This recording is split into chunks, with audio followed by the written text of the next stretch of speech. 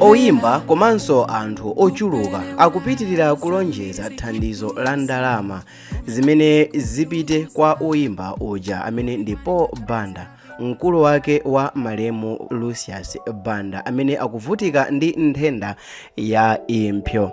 Nkhani yayikulu imene imavuta apa tiona kusogoloko, koma chinthu chodziwika bwino ndi chinthu chakuti Lulu walonjeza ndalama yokwana 1 million, Gwamba walonjezanso ndalama yokwana 1 million, Amy Dibo walonjeza ndalama zokwana 200,000, komanso anthu ochuluka akuyika ma pledge kapena kuti malonjezo a ndalama zimene ayike. Ndipo iyeyo Lulu atafunsidwa walankhula kuti ndi bwino kuti tizithandizana tidakali moyo, ndipo anachiona kukhala chinthu chofunikira kuti athandize nzawoyo.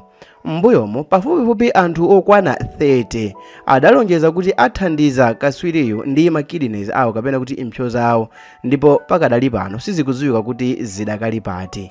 Ndipo panopa Paul Banda amene amadziwika bwino ndi nyimbo yake ija yotchedwa Malilime amalandira thandizo pa chipatala cha Queen Elizabeth Central mu mzinda wa Blantyre. Nkhani yokhuzana ndi Paul Banda imabweretsa mafunso makamaka poona moyo umene mwana wa mchimwene wake amakhala, koma nkhani ndi yakuti kodi zinthuzi zikuyeneka kuphatikizidwa.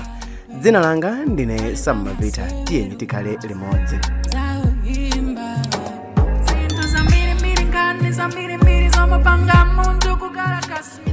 Monga tonse tikudziwa kuti Lucius Banda anamwalira ndi nthenda ya impsyo, ndipo nthawi imeneyi ndikuti mkulu wake akuvutikanso ndi nthenda ya impsyo. Mu nthawi imene Lucius Banda ankamwalira, iyeyo anamwalira ali mlangizi wa president pa nkhani yokhuzana ndi anthu a maluso osiyanasiyana.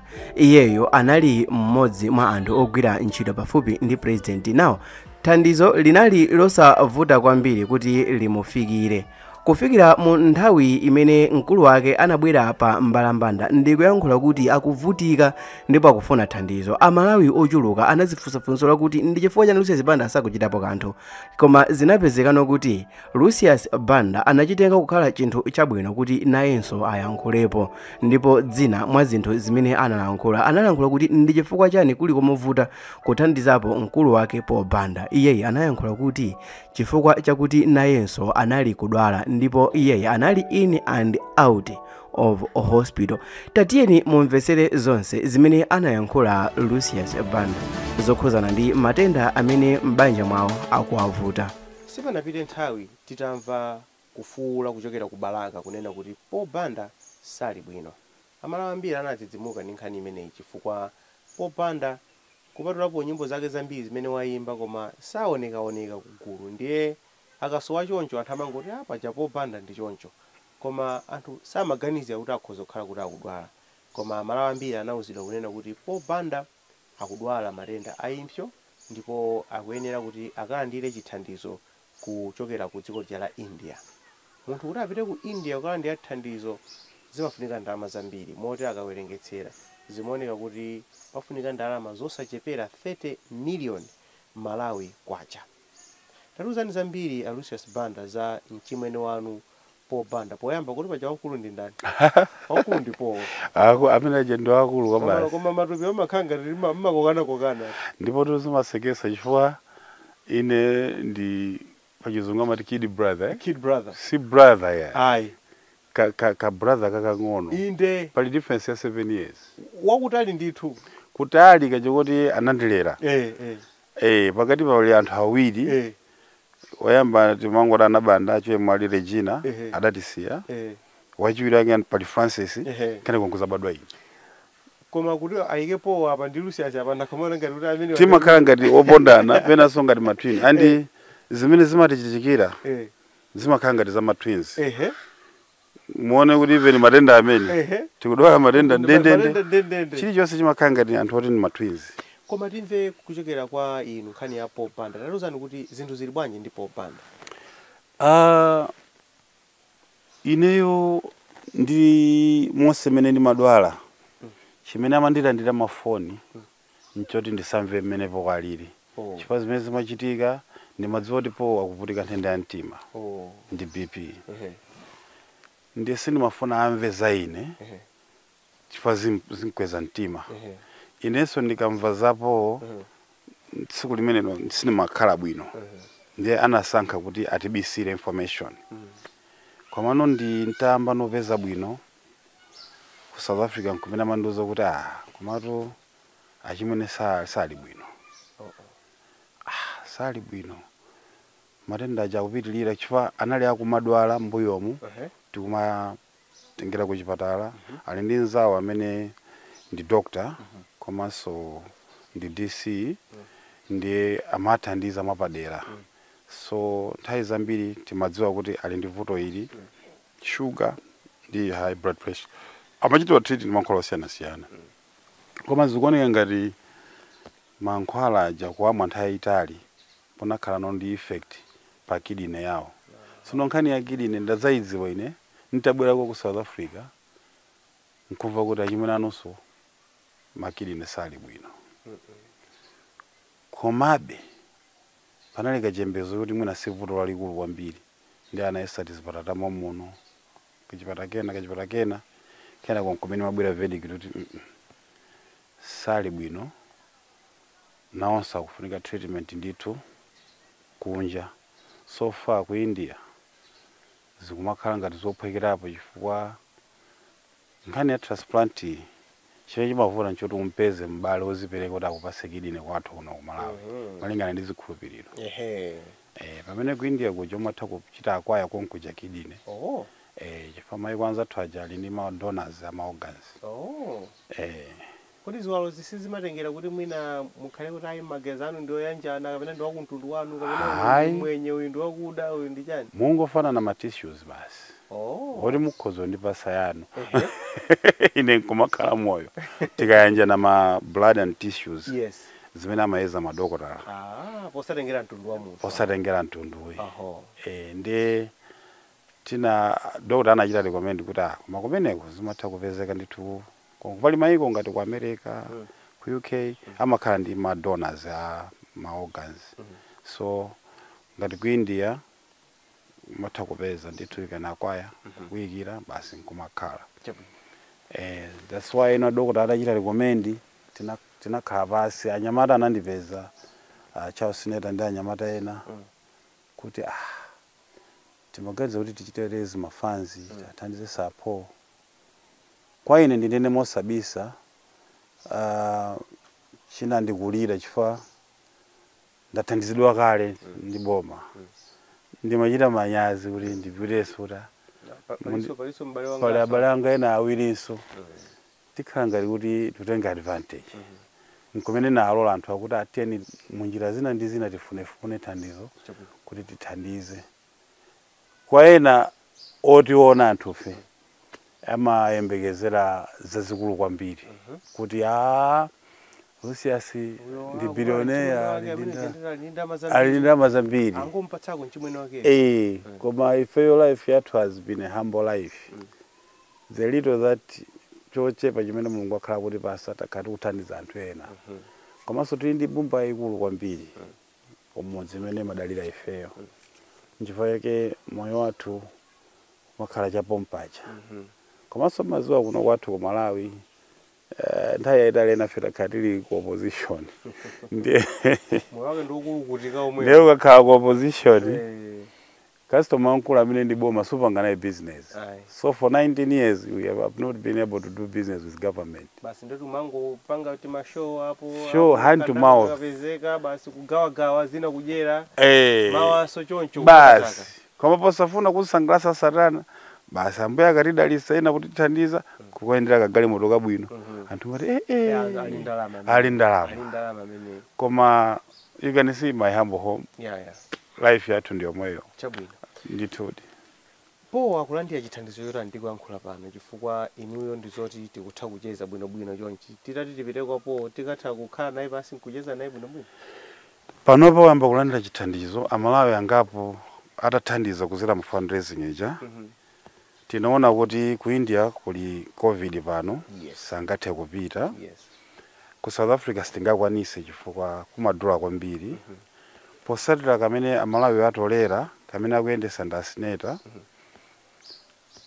panabwera nzeru kuti awa ndi matenda tisangolekerera kuti tofuna kupita kana tidzapite kumene kuti tipiteko ayi tichite chimene tingakwanitse padakali pa tiyesere nde nawonso abwera kumwayi wathuku ayambapo ndithu process ngati yanga yomweyi ya dialysis ayamba kuwathandiza mokuti mwina kusogoleka zapezeka thandizo linalo ndi athana kupita uko koma for the time being chifukwa dialysis imakhala yodikirira kuti upeze mwayi wa transplant komano kumangokhala kumakhala kovuta chifukwa amapanga nseru kwambiri kudyako kumavuta mapazi atupa kwambiri kuyenda kovutikira komano with process yomachosa ma toxins awa hayi ndithu akumachezeka amatheka kuyankhulika.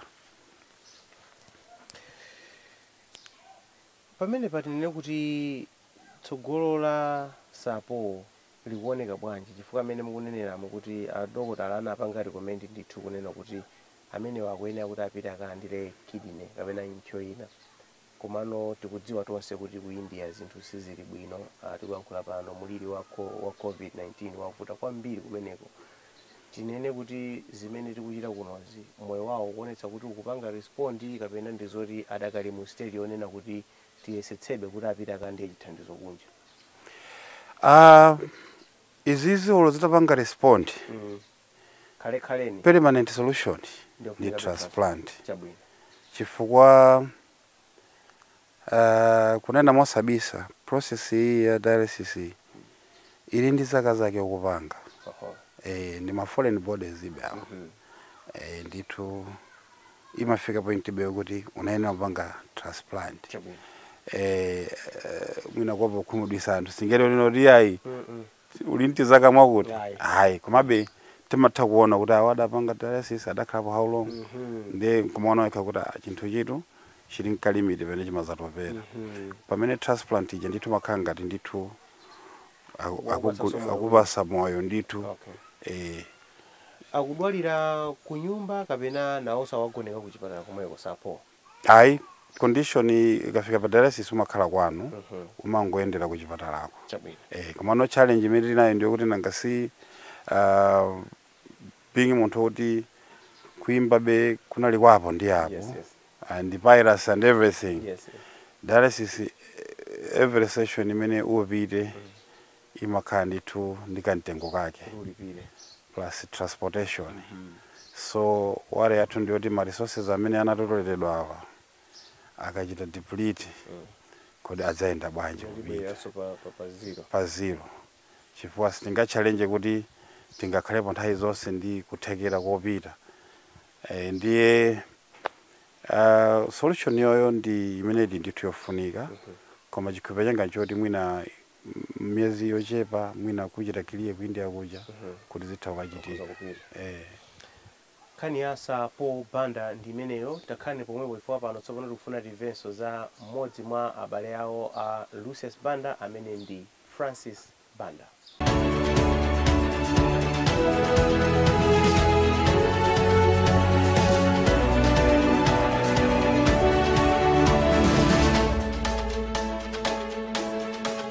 Mene malongosola munati ayi Sapo Banda ndi wankulu ndithu ineyo ndili kumusi 7 year difference kwa pakati pa pali Francis Banda. Yes. Si woyimba ali koma amene. Ayi Francis amakhala kumudzi. Amakhala kumudzi ndi very reserved. Mwina nthawi ina anthu ena anaona pa Facebook sikuti na video kena. Tima amangobwera ku nyumba kuno kucheza palika chakumwa ndi amasangala kwambiri. Ndi nangodabwa atandifunsa ndili ku South Africa kumene siku yake anaitenga phone munthu olakwika nkundiuza kuti ano achimwene akulu bolako pang'ono pano kumavuto ndi achimwene ang'ono ndendoti ndaniso Francis ndendoti Francis wadwala akuti yetu akudwala bwanji tinapita ku chipatala ali ndi cancer ndesaname sikumenera I broke down and cried ndinalakwitsa ndithoti madam ndamenana ndikalipira ngati mmene anakalipira Yobo mkazi wake sanafunsa kuti why God why. Well, and yeah, tamva mmene Lucius Banda wayankhulira koma funso ndikumayankhula kuti tilankhule kuti panopa lifestyle imene John akumachita post imene akukhala moyo umene John Zembani Banda akukhala panopa kodi ndi zinthu zomuvuta kuti mpakana nkuthandiza chimwene wawo wa bambo ake, kodi ndizomuvuta kuthandiza munthu amene anasula bambo ake kukhala kaswiri amene anthu tinkamudziwa nawo Lucius Banda. Pali mafunso ochuluka nawo anthunso ena achibwana akufunsanso mafunso m'makomenti kuti kodi tiyankhule kuti Paul Banda sanakwanise kusunga ndalama zochuluka mwina akakupanga invest mu business kapena ndi zina zotere. Owayo kumbukirani kuti ndayankhula kuti anthu achibwana chifukwa aliyense amene akudziwa moyo umene umakhalira sangafunse funso ili, komabe ine ndangokuziwisani kuti mudziwe zimene anthu ena operewera maganizo akuganiza, komabe still more chilungamo chikhale chilungamo. Kodi nkhani ndiyakuti timu imene inalipo yoyamba ija imene inkatolera ndalama ndipo malipoti ankamveka kuti mpakana ndalama inakwana 14 miliyoni kuti mkuluyu apitire ku India. Nkhani ndiyakuti kodi zinthu zonse zili pati panopa, zinthu zili pati kodi tipitirirabe ndi kukhala kuti moyo nthawi zonse mkuluyu moyo wake uzingothera pa social media, anthu azikambirana pa social media, kodi nanga timu yoyambirira ili pati, nanga zinthu zili pati. Panali anthu okwana 30 amene anazithandiza kuti iwo abwera pa mbalambanda achosedwe makidneys awo apasidwe mkulu amene. That means kuti anthu okwana 30 amenewa pameneka kuti pachitidwe match anthu okwana awiri amene achite match 100%, ndicho linga chokuti mkuluyu apasidwe makidneys onse awiri. Koma nkhani ndiyakuti kodi zinthu zimene zija zili pati. Oyo ndi zinthu za mtengo wapatali kuti Lulu anachita post imene mukuona pa screen kulankhula kuti guys tikuyenekano kutengapo mbali pa moyo wa Paul Banda 1 million kwacha on me. Now izi zabweresa motive yabwino kwambiri kwa oyimba komanso anthu osatira nyimbo. Nkhani ndiyakuti kodi ino simungapezeke ndi kena kalikonse kamene mukhoza kuchita contribute. So far pamene ndikuyankhula pano sindinapeze official phone number ina iliyonse kwa Paul Banda, koma ngati ingachitidwe update mungochita check mu description kapena m'makomenti ndichita link ma details onse amene mukhoza kuthandizira Paul Banda, koma zikhala za legit. Chonde musanatumizireko nambala kwina kulikonse, chitani check ngati information imene mukuona pa phone pano ili information imene tayika mu makomenti kapena mu description. It's your boy Sam Mavita. Tionane mu video yotsatira.